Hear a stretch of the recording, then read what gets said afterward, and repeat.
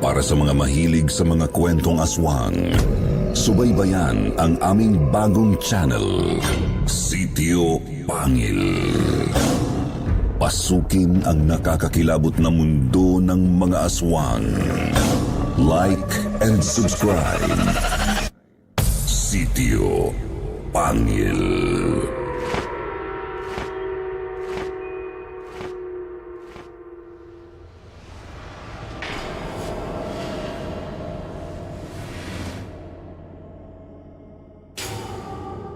Midnight Truck Driver.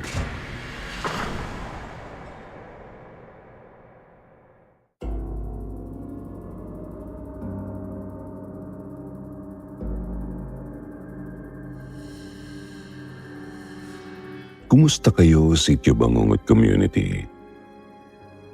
Ako po itong muli ang inyong lingkod na si Jupiter Torres para sa isa namang nakakatakot na kwentuhan mula sa sulat na ipinadala ng isa ng ating avid listener na nagpakilala sa atin bilang Miguel, isang truck driver. Ano nga ba ang kwento ng kanyang karanasan ng isang araw ay bumiyahe siya ng mag-isa sa kalagitnaan ng hating gabi sa isa sa mga liblib na daan papuntang Samar? Samahan niyo ako't sabay-sabay nating tunghayan ang kanyang kwento.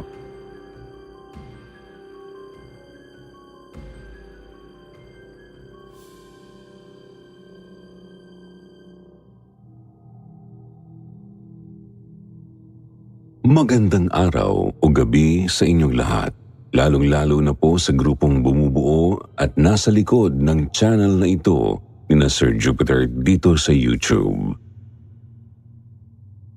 Isa po ako sa mga pinakaunang taga-subaybay ng channel nyo na ngayon lang din naman naisipang mag-share sa inyo ng sarili kong experience dahil naudyukan ako ng mga anak ko. Palagi na kasing kasama sa bonding namin ang pakikinig dito, pati na rin sa iba nyo pang mga channel. Ako nga pala si Miguel, 42 anyos, isang simpleng tsuper ng truck na tubong kamigin. Pero ngayon ay naninirahan dito sa Taguig, kasama ang aking asawa't 2 anak. Noong bata pa ako, mahilig kasi ako noong maglagalag at magpunta sa kung saan-saang lugar, lalo na nang mamatay ang tatay ko na siyang nag-iisang pamilya ko na lang. Kung saan-saan ako noon napadpad, lalo na sa tuwing may mga bago akong nakikilalang tao.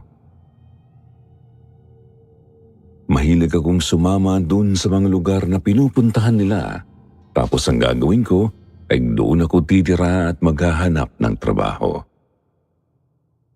Sabi ko bata pa naman ako at wala pa namang asawa at anak kaya ayos lang kako yun. Sa tagal ng panahon ng pagiging driver ko, hindi ko may tatanggi na makailang beses na rin akong nagkaroon ng mga hindi kaaya-ayang karanasan sa daan.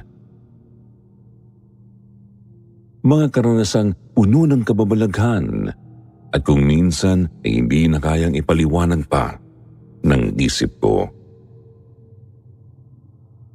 Lalo na nung binata pa ako at nagtatrabaho pa bilang driver sa isang trucking company.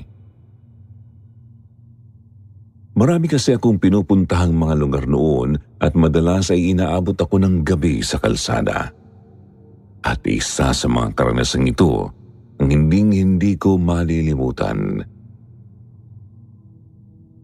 Yun ay ang biyahe ko noon sa isang lugar sa probinsya ng Samar kung saan naranasan ko ang maituturing ko na yatang pinaka-nakakatakot na pangyayari sa buong buhay ko.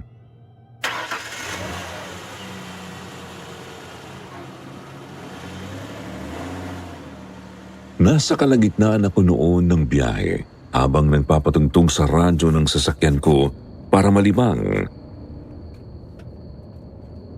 Siguro mga bandang 11:00 na rin kasi yun ng gabi, kaya tahimik ang medyo may pagkaliblib ding kalsadang yun.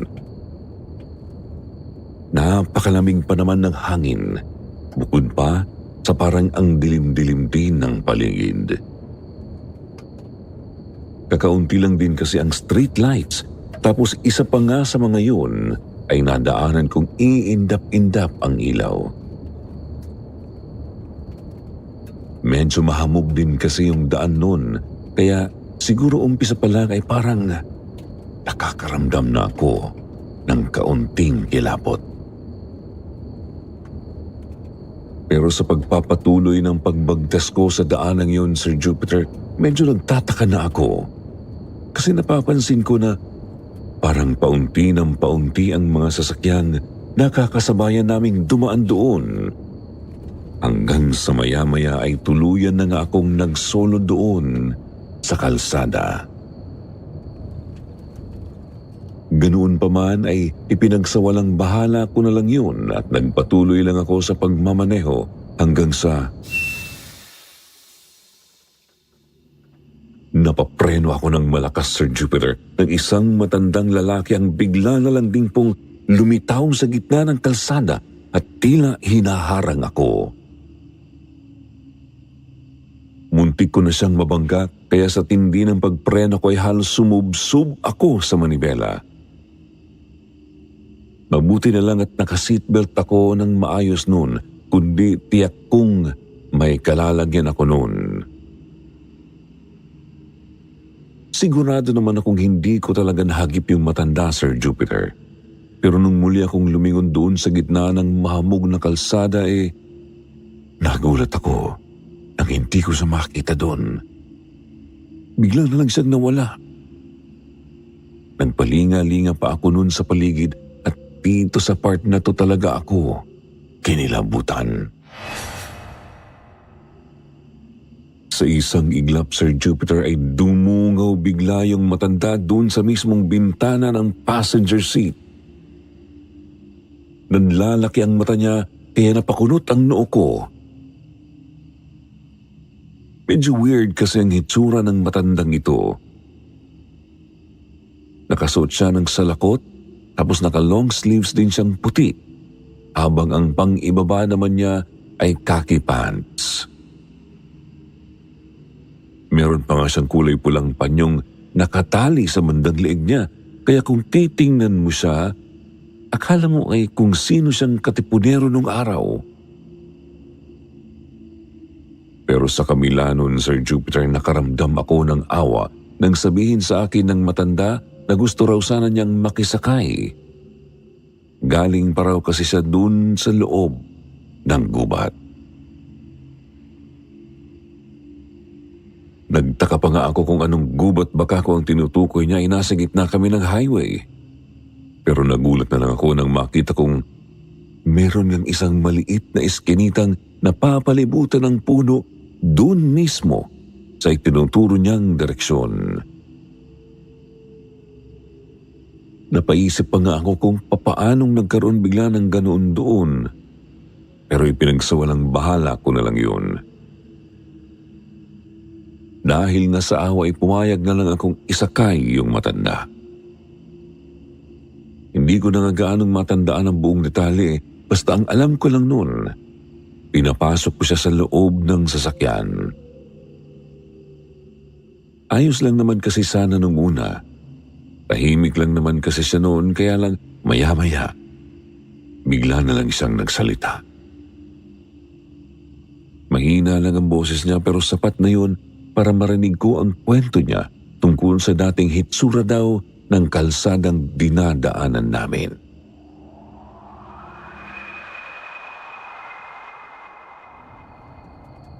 Ang sabi sa akin ng matanda, dati raw yung malaking sakahan.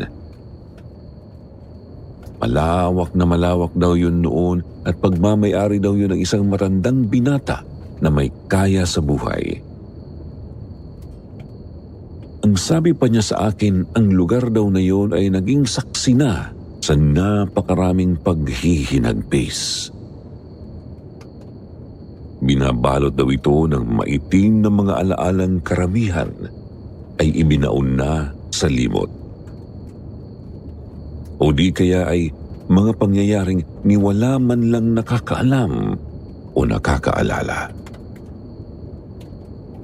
Sa totoo lang ay hindi ko gaanong maintindihan kung ano ang sinasabi ng matanda ng mga sandaling yun, Sir Jupiter. Pakiramdam ko nun lumulutang ang utak ko. Natauhan lang ako nung bigla na lang huminto yung tugtog sa radyo at maya-maya ay napalitan yun ng mga static noises na animo nahihirapan ng sumagap ng signal ang radyo ko hanggang sa tuluyan na iyong mamatay. Sinubukan ko pa nga yung ayusin pero wala talagang nangyari. Pagkatapos nun, bigla na lang akong kilaligtig ng lamig. Alam niyo yung pakiramdam na parang unti-unting binabalot ng lamig yung bawat butas ng balat niyo hanggang sa unti-unti yung manuot hanggang buto. Ganun-ganun ang nararamdaman ko kasabay ng unti-unting pagbalot ng makapal na hamog hanggang sa loob ng sasakyan ko. Sobrang kapal talaga ng hamog na halos wala na akong makita, pati na rin ang manibela ko. Pero bukod pa roon, lalo pagang nakapag-iwan ng malaking tanong noon sa isip ko, Sir Jupiter, ay nang maya-maya pa'y may napansin akong kakaibang bagay. Tila yata, iba na kako ang dinadaanan ko ng mga sandaling yun. Napatanong nga ako sa sarili ko kung naliligaw ba kako ako dahil napansin ko na parang nawawala na yung mga signposts na kanina ay panakanaka ko na rin nadadaanan. Parang bigla ring nawala yung mga street lights sa paligid.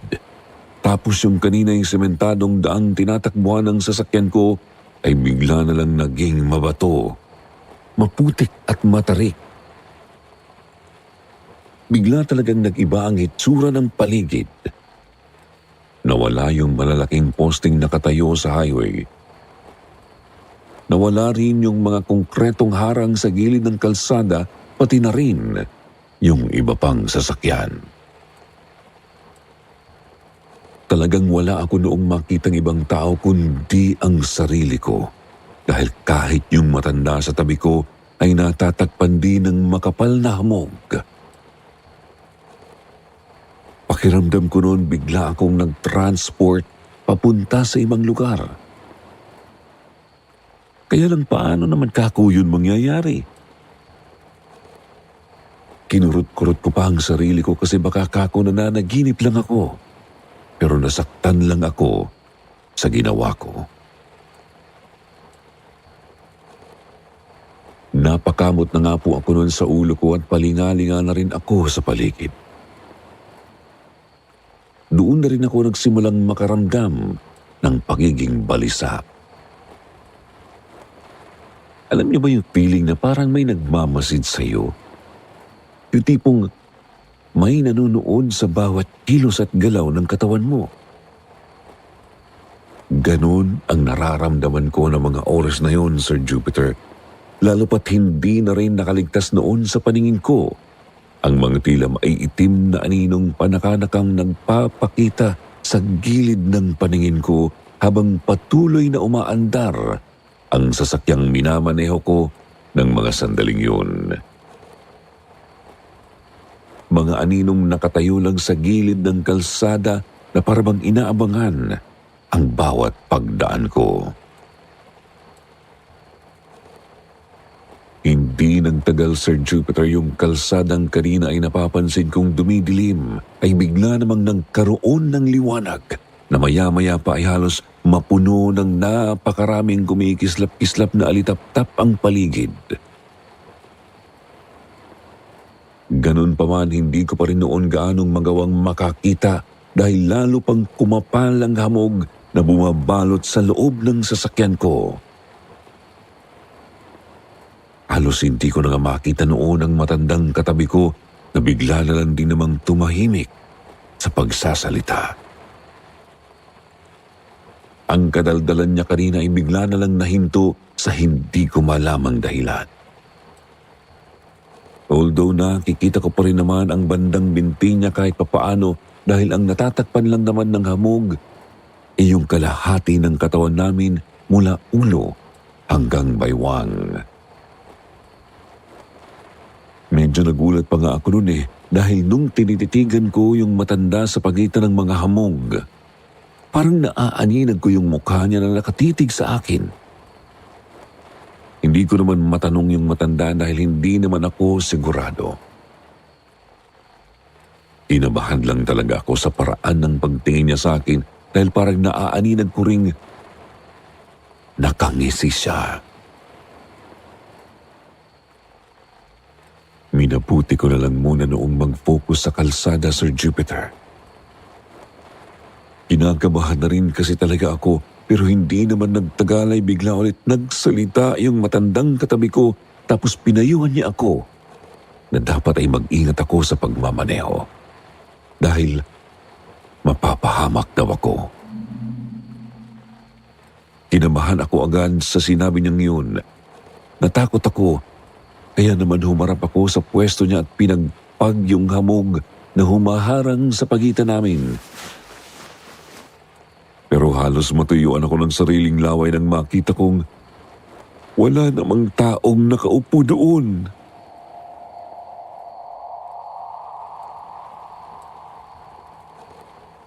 Doon na talaga dumagundong ng matindi ang dibdib ko, Sir Jupiter. Niwala man lang naiwang tanda na may nakaupo kanina sa tabi ko. Ano ka kung nangyari yun Hindi naman ako humihinto sa pagdadrive. Bigla ko na lang binilisan ng pagmamaneho kahit na alam kong mali na ang dinadaanan ko dahil para na akong napunta noon sa isang makipot at masukal na daang napapaligiran ng maraming mga puno at batuhan. Tapos, Sir Jupiter, sa gilid noon, nakakita rin ako ng bangin na akala mo ay kay lalim-lalim. Kaunti na lang talaga ay aatakihin na yata ako sa puso noon, lalo na nang mapansin kong may mga nadadaanan pa akong ibang tao sa gilid ng daanan na ang mga suot ay katulad ng matandang isinakay ko kanina. Mga lumang tao, mga tao akala mo ay galing sa sinaunang panahon, Sir Jupiter. Lahat sila mga nakamasid lang sa akin habang humaharurutang sasakyan ko. Tumatagaktak na ang butil-butil kong pawis noon. Gusto ko na rin talagang maihi sa takot pero kinagat ko na lang ang dila ko noon. Pagkatapos ay nagpatuloy lang ako sa mabilis kong pagmamaneho hanggang sa maya-maya po ay muli na namang binalot ng makapal na hamog ang paligid ko. Nang magkaroon ulit ako ng visibility, Sir Jupiter, nagulat na lang ako dahil napansin kong nasa highway na ulit ako at muntik ko nang makasalpukan yung kasalubong kong kotse. Nasa kabilang lane na pala kasi ako noon ng highway. Mabuti na lang at mabilis kong namaniobra paliko ang manibela kaya nakaiwas ako noon sa aksidente. Sobrang dumadagundong ang dibdib ko sa takot, hindi lang dahil sa muntik na akong maaksidente, kundi dahil na rin sa pag-iisip ko kung ano ba yung nangyari sa akin. Para akong biglang napunta nun sa ibang dimensyon. Kaya nga nung sa wakas ay narating ko na ang pupuntahan ko, ay nagdesisyon akong dun na lang muna magpalipas ng gabi. Kako kinabukasan na lang ako bibiyahe pabalik dahil sa takot kong danasin ko ulit yung nangyari sa akin kanina.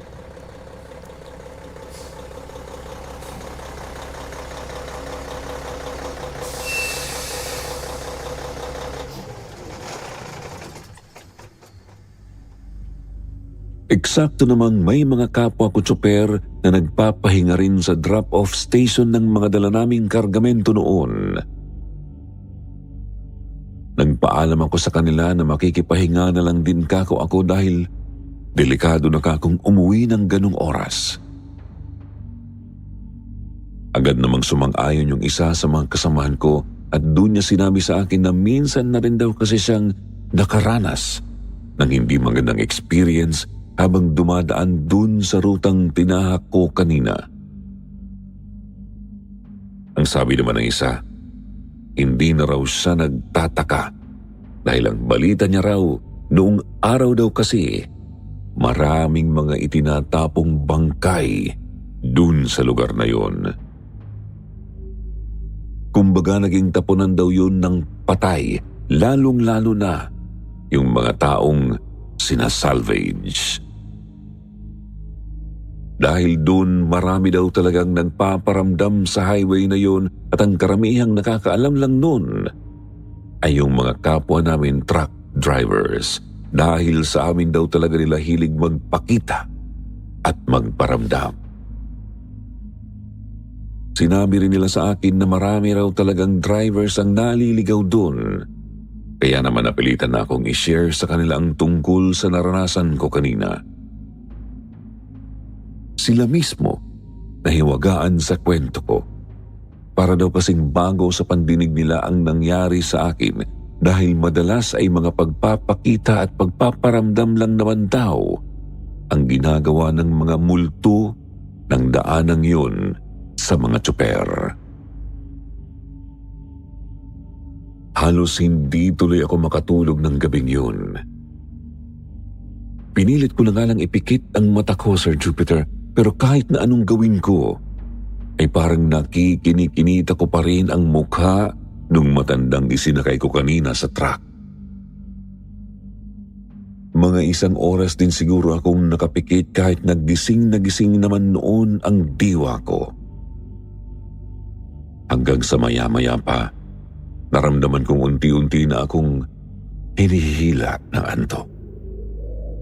Kaya lang po saka naman biglang humangin ng malakas at hindi nagtagal, ay naramdaman ko na naman yung malamig na hanging dumadampi sa balat ko tulad ng naramdaman ko kanina nung nasa kalagitnaan pa ako ng biyahe.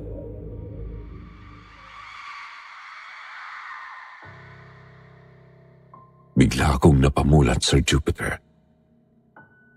Tapos gano'n na lang ang gulat ko nang makita kong may isang figurang nakatayo sa may paanan ko sa labas ng truck kung saan ako nagpapahinga.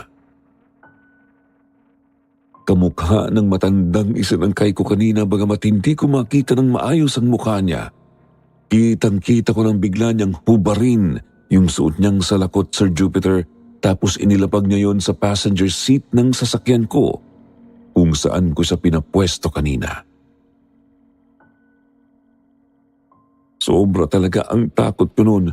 Doon ko nga lang din talaga napagtantong kapag pala nasa ganung sitwasyon ka, totoo palang hindi ka agad makakapagsalita. Maninigas ka muna at panlalakihan ng mga mata habang dumadagundong ng todo ang dibdib mo. Sigurado ako na hindi lang ako nananaginip ng mga sandaling yun, Sir Jupiter, kasi hindi na rin naman ako nakatulog pa. Magdamag lang akong nakatitig doon sa salakot na iniwan ng matandang hindi ko maintindihan kung multo ba o ano hanggang sa mawala siya sa paningin ko kagabi. Sobrang itim tuloy ng ilalim ng mga mata ko at napansin yun ng mga kapwa ko driver. Hindi ko na itinago sa kanila ang tungkol sa pagpaparamdam ulit sa akin ng matanda. Pakiramdam ko kako nasundan ako eh. Sabi naman ng isa, baka raw nag-iwan lang ng pasasalamat yun dahil nga pumayag akong makisabay siya sa akin. Sila na rin ang nagpresenta, Sir Jupiter, na isabay na lang ako pauwi at ipadrive na lang sa iba yung dala kong sasakyan. Putlang-putla na kasi ako noon eh, para na akong mawawalan ng ulirat kaya naman tinulungan na nila ako. Hindi ko alam kung dahil ba sa sobrang takot ko noon kaya nang makauwi ako sa amin, nagkasakit ako, Sir Jupiter. Malala ang sakit na dumapo sa akin dahil kinailangan ko pang i-confine noon sa ospital. Halos maya't maya kasi akong kinukumbulsyon noon. Akala ko nga po ay mamamatay na ako eh. Hindi ko agad nakalimutan ang tungkol sa lugar na napuntahan ko. Pati na rin yung mga tila kakaibang taong nakasalamuha ko habang bumibiyahe ako. Hanggang ngayon, iniisip ko pa rin kung totoo sila. Dahil kasi doon, Sir Jupiter, nag-resign ako noon sa trabaho ko sa Samar at bumiyahe ako pa Maynila para doon na lang ulit mamasukat. Yun na yung mga panahong pumirmi na ako sa iisang lugar at itinigil ko na yung kapupunta ko sa kung saan-saan at dahil doon ay nakilala ko ang asawa ko. Hanggang ngayon, Sir Jupiter, ay palaisipan pa rin talaga sa akin ang pangyayaring ito ng buhay ko. Hindi ko pa rin alam kung ano ang maaaring maging paliwanag dito, lalo pa. At hanggang ngayon din naman ay nasa akin pa rin yung salakot na iniwanan ng matandang nakisabay noon sa biyahe ko. Natakot kasi ako noon na itapon yun dahil baka ako kapag ginawa ko yun, ay lalo akong malasin. Salamat na lang talaga sa Diyos at simula nang mangyari yun ay wala naman ng kahit na ano pang malalang nangyari sa buhay ko. Bagkus ay naging maayos pa nga. Ayoko rin namang sabihin na yung salakot na iniwan sa akin ng matanda ang nagbigay sa akin ng swerte.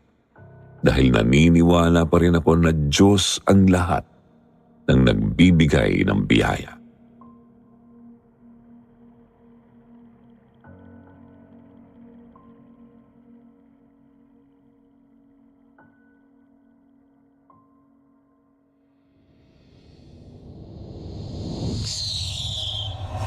Lolo at Lola.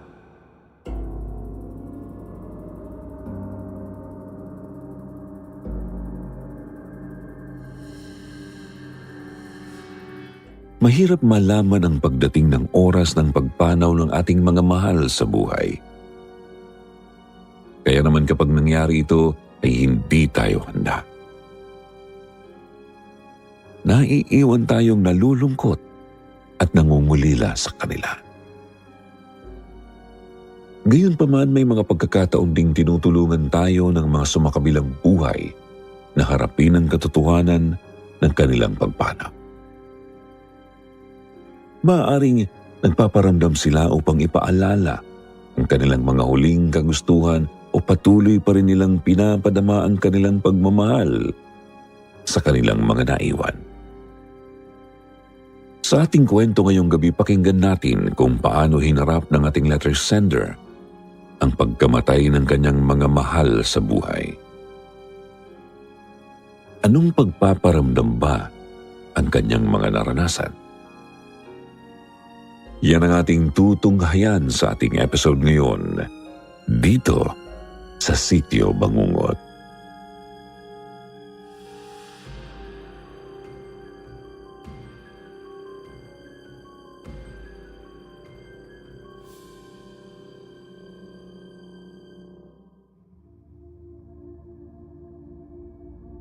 Hello po, Sir Jupiter, pati na rin po sa buong team ng Sitio Bangungot. Ako po ulit ito, si Wahini. Natuwa po ako nang marinig ang unang kwento na ipinadala ko, kaya naman heto na po ang kasunod. Isa na naman pong kwento ang nais ko ibahagi sa inyo tungkol sa lolo at lola ko. Nasa grade 5 po ako nang mamatay ang lolo ko noong taong 1999. Tanda ko pa noong umuwi ako para sa lunch dahil hindi ako napabaunan ni nanay ng pagkain.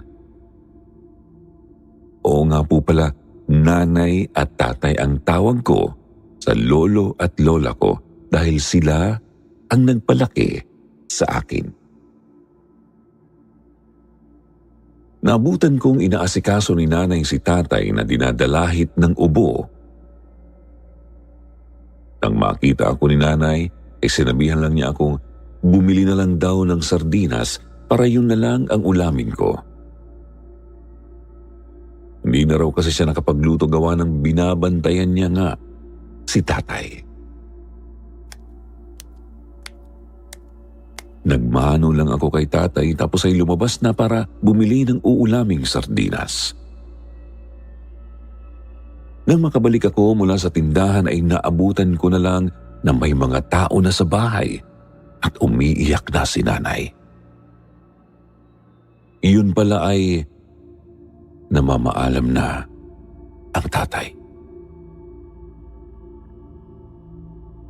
Narinig kong ipinagbilin ako ni tatay kay nanay. Huwag na huwag daw akong ibibigay kina mama. Alagaan lang daw niya ako. Nagsimula akong maiyak nang tawagin ako ni tatay at sinabihan akong magpakabait. Bago namatay si tatay, ay nagawa naming masundo ang pastor namin para ipagpanalangin at ipatanggap ang lolo. Matapos yun ay tuluyan na kaming iniwan ng lolo ko. Ang mama at tita ko ay pareho nakatira sa malayo. Bihira lang sila kung makabisita rito sa amin. Kaya nang mamatay si tatay, ay hindi kaagad sila nakauwi para dumalo sa burol. Lumipas pa ang ilang araw bago sila magkasunod na dumating. Narinig kong pinag-uusapan nila ang kanya-kanyang karanasan bago pa sila umuwi. Kasama nila sa kwentuhan si nanay habang nakatayo sa harap ng kabaong ni tatay.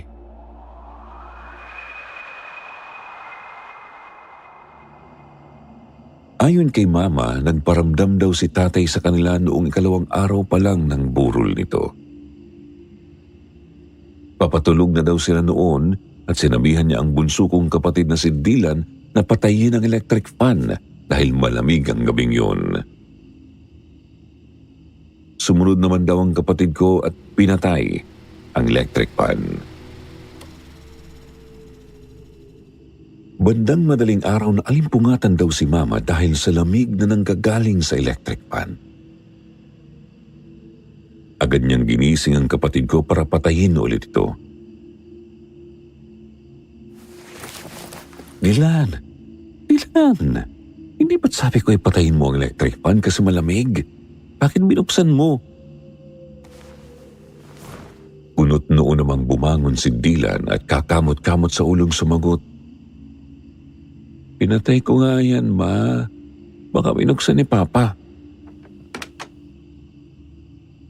Tumayo raw si Dylan at nagtungo sa electric fan para patayin ulit ito.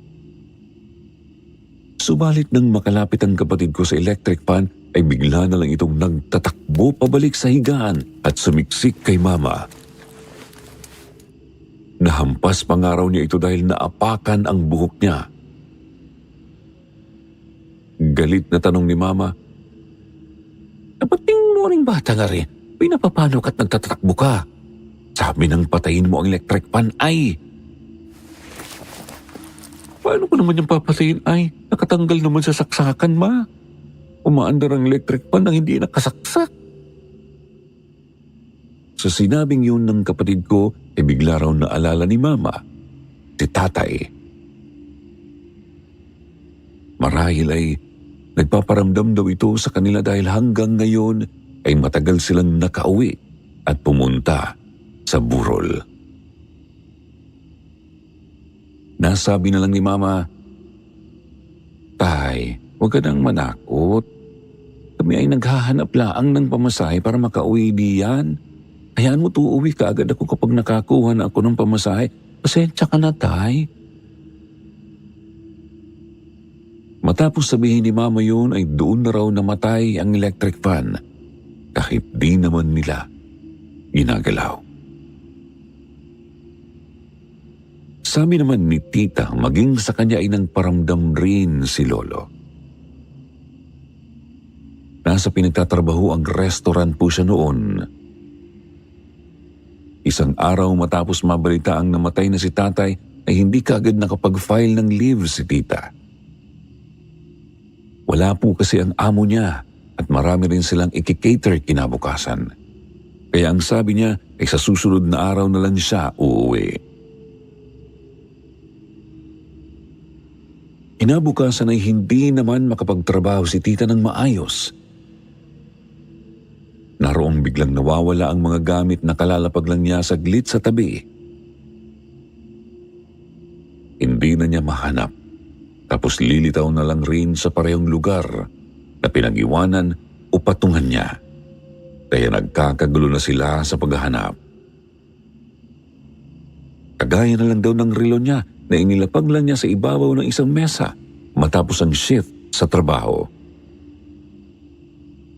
Naghahanda na raw siya para matulog nang mawala ng bigla ang relo nang kapain niya ulit ang mesa.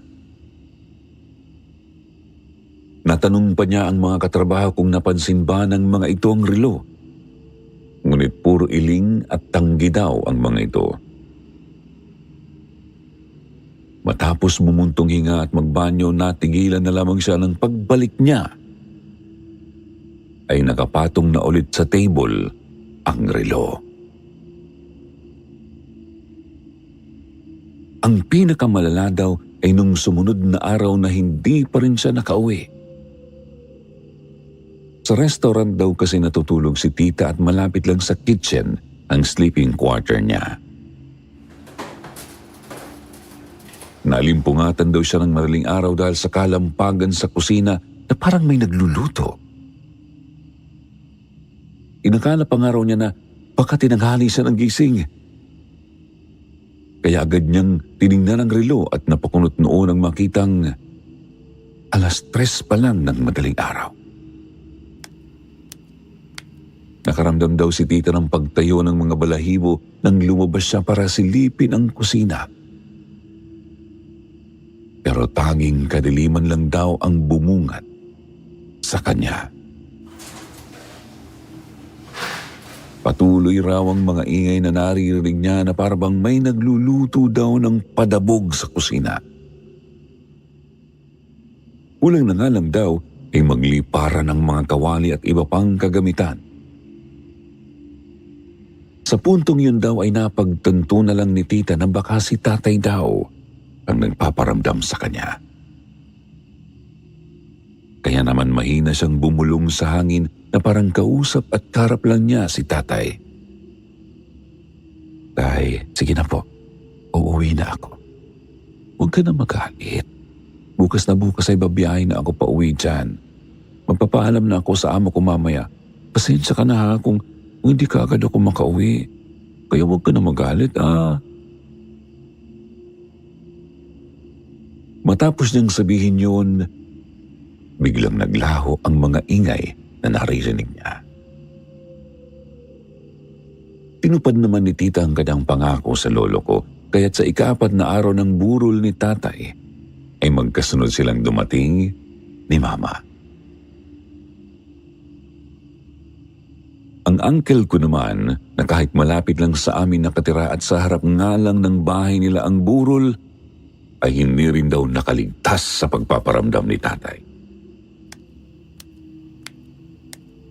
Ang kwento ng Auntie Alice ko, madaling araw daw noon at wala na masyadong naglalamay nang pumasok si uncle para matulog. May pasok pa kasi ito kinaumagahan kaya kailangan niyang magpahinga. Tahimik na ang paligid. Yung pinto ng bahay ni na uncle ay may disenyong parang bintana sa bandang taas kaya makikita mo mula sa loob kung may tao ba sa labas o wala. Sa gilid naman ng bahay ay naroon ang kabaong ni tatay. Halos kakapikit lang daw ni uncle nang magmulat siya ng mata sa hindi niya alam na kadahilanan. O Automatic daw siyang napatingin sa pinto at may naaninag daw siyang taong nakatayo sa labas. Matangkad daw ito at nakasombrero kaya alam ni Uncle na lalaki ito. Antok na nagtanong si Uncle kung sino ba yan. Nagising naman si Auntie sa boses ni Uncle kaya nagtanong ito kung sino ang kinakausap niya. Sabi naman ni Uncle na may tao nga sa pinto at pinapatignan niya ito kay Auntie. Nakatingin pa rin si Uncle at kita pa rin niya yung nakatayo sa labas ng pinto nang buksan yun ni Auntie. Ngunit nawala ang antok ni Uncle pagkabukas ng pinto dahil wala namang tao sa labas. Wala naman ha. Baka namamalikmata ka lang. Sabi pa raw ni Auntie. Meron. Sigurado ako na may nakatayo talaga dyan kanina. Kaya nga ako napadilat eh. Giit naman ang uncle ko. Sa sinabing yun ni Uncle ay biniro daw siya ni Auntie.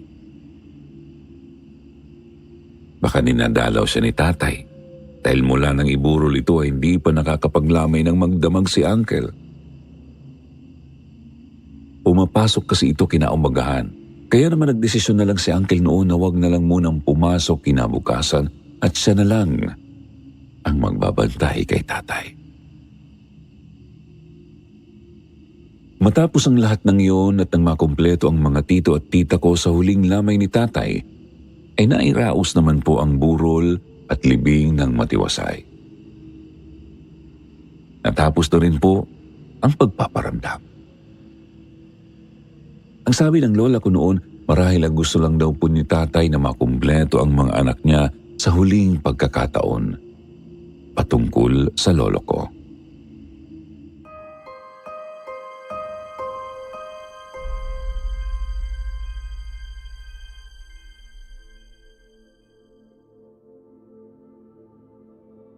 Ang susunod naman ay ang karanasan ko sa kaisa-isang multo na ninais kong magpakita sa akin.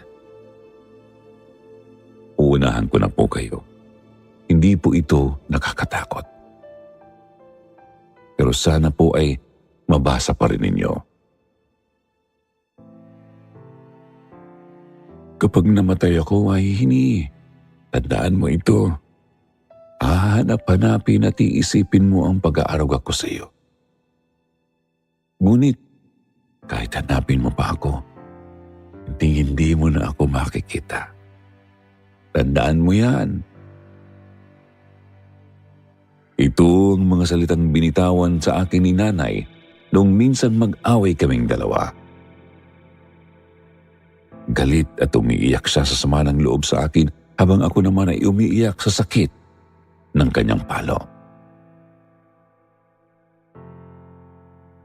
Noon ay hindi ko yun gaanong binigyang halaga. Ngunit paglaon ay napatunayan kong totoo pala. Magmula kasi nang mamatay si Nanay, palagi ko nang hinahanap-hanap ang pag-aarugat sa akin bilang ina. Sa nasabi ko nga po kanina, lumaki ako sa lolo at lola ko, Sir Jupiter. Bata pa lang ako ay hindi ko nakagisnan ng aking ama at ina. Kaya naman talagang malapit ako kay lola. Sila rin ang nagpaaral sa akin. Nagtitinda ng gabi ang lolo ko habang manggagamot naman ang lola ko. Mahigpit na sa akin si Nanay kahit noong nabubuhay pa si Tatay o ang lolo ko. Pero mas pinag-higpitan pa niya ako nang mamatay si Tatay at magsimula akong magdalaga. Wala akong masyadong kaibigan maliban lang kina Lenlen at Kuya Andrew na nabanggit ko sa unang kwento na naipadala ko. Kilala sila ni Nanay at hindi ako pinagbabawalan kapag sila ang makakasama ko. Sa higpit ng lola ko ay lumaki akong inosente sa lahat ng bagay. Kahit ang pagbiyahe ng mag-isa hindi ako marunong. Nasanay rin ako na palaging kasama si nanay kahit saan man ako pumunta. Naranasan ko rin naman ang gumawa ng kalokohan, lalo na nang maging kaklase ko si Lenlen at ayain akong mag-cutting classes. Sinusunod ko si Lenlen noon kahit pa natatakot ako kung ano ang pwedeng gawin ni Lola sa akin kapag nalaman niya. Naranasan kong makaladkad sa gitna ng maraming tao, mabugbog at mapalayas nang malaman ni nanay ang ginawa ko. Natigil din ako sa pag-aaral noon dahil bagsak ang grades ko at hindi na kayang habulin. Bumawi naman ako kay nanay at nakabalik sa pag-aaral noong taong 2005. Graduate ako sa high school noong 2007. Pero dahil mababa ang self-esteem at walang alam sa mga bagay-bagay, ay nauwi ako sa maagang pagpasok sa trabaho. Taong 2015, nang kunin ako ng pastor namin para maging kahera sa restaurant nila. Naging sanhi yun para malayo ako kay nanay. Yun ang unang beses na malalayo ako sa kanya. Sinanay ko ang sarili kong hindi siya kasama kaya madalang akong umuwi sa bahay. June 2016, nang makilala ko ang ex-boyfriend kong si William. Nagkataon din noong biglang nagsara ang restaurant kaya napauwi ako ng biglaan sa amin. Ipinakilala ko si William kay nanay. Ngumiti lang ang lola ko sabay sabing, kakaiba siya. Kumunot ang noo ko dahil hindi ko maintindihan ang sinasabi niyang kakaiba si William, kaya naman napatanong ako sa kanya kung ayaw ba niya sa nobyo ko noon. Umiling lang si nanay at sinabing, basta naiiba siya, be. At hindi na muling nagsalita pa.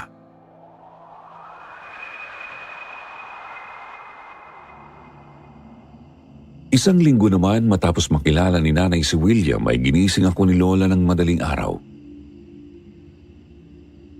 Sumasakit raw ang ulo niya, pati na ang balikat niya. Nakaramdam ba ako ng inis noon dahil antok na antok pa ako. Pero bumangon pa rin ako at hinilot ang ulo niya. Nakaidlip akong muli, ngunit nagising na naman dahil sa impit na daing ni nanay. Idinadaing niya ang ulo niya pababa sa batok at nakikita kong nahihirapan siyang huminga. Agad akong tumakbo kina auntie noon para humingi ng tulong matapos ko siyang ibaba mula sa ikalawang palapag ng bahay. Ang akala namin noon ni auntie ay simpleng paninikmura lang ang nararamdaman ni nanay, kaya hindi namin siya agad dinala sa ospital.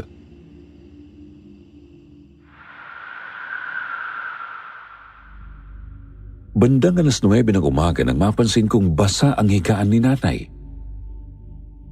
Nagulat ako dahil naihina pala siya sa papag at bigla ring nagsuka. Sa puntong yun ay nataranta na ako at nagpa siya ng dalhin sa ospital, si nanay.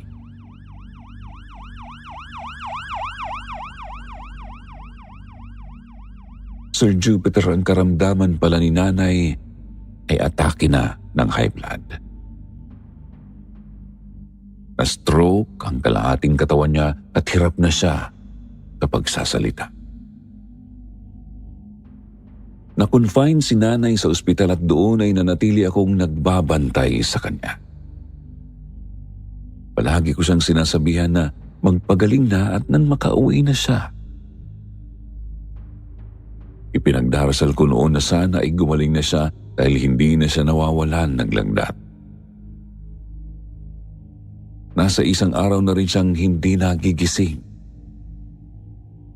Kinabitan na siya ng nasogastric tube ng doktor dahil hindi na siya nakakakain. Love you, Nay. Uuwi na tayo, ha? Gising ka na. Di ba ayaw mo rito sa ospital? Uwi na tayo, please. Bulong ko sa kanya, sabay halik sa mainit niyang noo. Doon din po ay napansin kong may lumalabas na kulay brown sa kanyang bibig. Kaya naman tinawag ko ang nurse. Matapos tingnan si nanay, ay wala namang sinabi ang nurse, kundi punasan at palitan lang ng damit si nanay. Sa 8 araw ni nanay sa ospital ay nagulat ako nang nagising siya at nangulip. Tinatanggal niya ang diaper niya, pati na rin ang tubo sa kanyang ilong. Napagalitan ko pa nga, pero tinawanan lang niya ako. Kinagabihan noong araw na yon ay hinawakan ni nanay ang kamay ko at inilagay sa pisngi niya. Hindi na siya nagsasalita noon. Sinabihan ko siya ng, I love you, habang pinupunasan siya ng bimpo. Akin na muna yung kamay ko, Nay. Hindi kita mapunasan ng maayos o sabi ko sa kanya. Tinitigan niya lang ako at pagkaway, tinapik ako ng 3 beses. Pagkatapos noon, muli na siyang pumikit. Ano po ba yun, Nay? May gusto ka bang sabihin? Tanong ko pa, pero hindi na siya sumagot. Kinabukasan ay nagulat ako sa sinabi ng doktor. Kailangan na raw tubuhan si nanay kung gusto pa namin siyang mabuhay. Hindi ako makapagdesisyon dahil apo lang naman ako.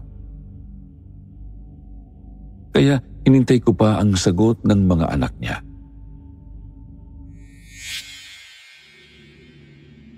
Nang sumapit ang gabi ay marahan kong hinaplos ang mukha ni nanay. Saka mangiyak-ngiyak kong sinabi sa kanyang, sige na po, Nay. Kung nahihirapan na po kayo, magpahinga na kayo. Huwag niyo na akong intindihin. Andiyan naman si William at sila Uncle. May titingin-tingin pa naman sa akin. Pahinga ka na po. Ang sabi sa akin ni Auntie, baka raw kaya hindi pa makapagpahinga si nanay dahil ayaw pa akong iwan nito. Kaya naman kahit mabigat sa loob ko, pinakawalan ko na si nanay. Isa naman ang hihirap sa dito, di ba? Sir Jupiter, hindi na inabutan ng umaga si nanay. May 1, 2016, ay tuluyan nang namaalam ang lola ko. Nang mamatay si nanay ay katakatakang hindi ako masyadong umiyak. Pero ramdam ko ang bigat at nangungulila ako sa lola ko. Hindi ko na matandaan kung anong taon at buwan ito nangyari pero isang gabi habang kumakain kami sa labas ni William ay nakaramdam ako ng panlalamig. Maya-maya ay bigla akong nangatal. Hirap na hirap akong magsalita dahil nakakagat ko ang dila ko at nangangalay na ang balakang ko sa sobrang pangangatal na hindi ko makontrol. Umuwi kami ng bahay at agad akong nagpahinga. Nalimpungatan ako mula sa malalim na pagkakatulog nang marinig ko ang pagtawag sa akin. Wahidi, be, ising na! Matinis yun at puno ng pagmamadali. Nung una ay naririnig ko siya mula sa ibaba ng bahay hanggang sa ang boses ay marinig ko na sa may bandang ulunan ko. Naramdaman ko rin ang marahang paghaplos nito sa ulo ko. Be, gising na! Rinig kong gising sa akin ni nanay. Napadilat ako at hinanap ko si nanay. Doon ko lang namalayang nanginginig pala ako at napakainit ng singaw ng katawan ko. Pati mga mata ko ay mainit din. Mataas na pala ang lagnat ko. Nilingon ko si William na mahimbing na natutulog sa tabi ko at nakita ko mula sa kamay niya ang rosaryong nakadikit sa akin. Pero nakapagtatakang putol ang rosaryong yon. Napaiyak ako nang malamang imposibleng andito si nanay dahil wala na nga siya. Naisip kong siguro ginising niya ako dahil mataas ang lagnat ko at delikado kung hindi ako maaagapan.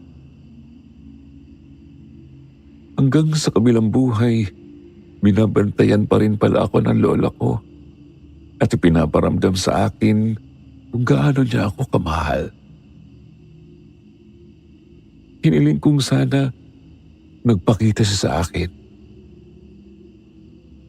Sana makausap ko siya dahil miss na miss ko na talaga si nanay.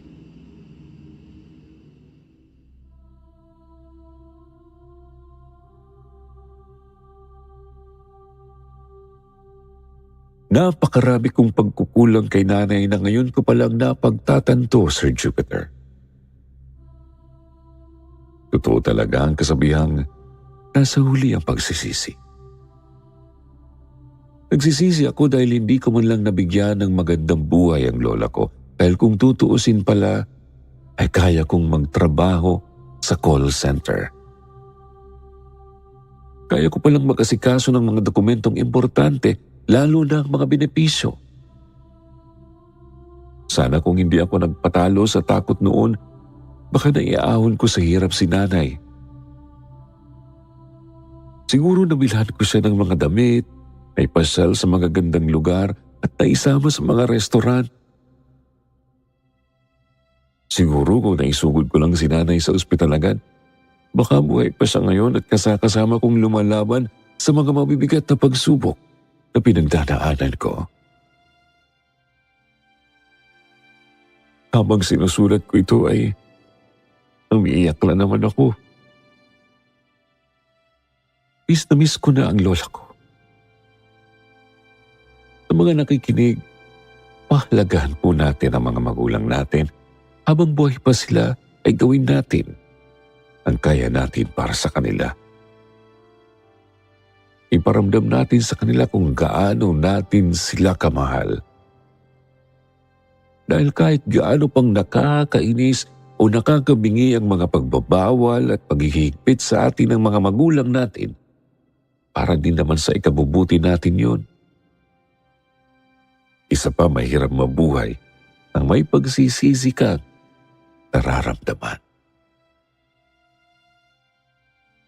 Para sa lola ko, kung nasaan ka man ngayon, Nay, mahal na mahal kita. At miss na po kita. Hanggang dito na lang po muna. Maraming salamat sa pagbabasa, Sir Jupiter. Muli, ako po si Wahine. More stories to come, and God bless you all.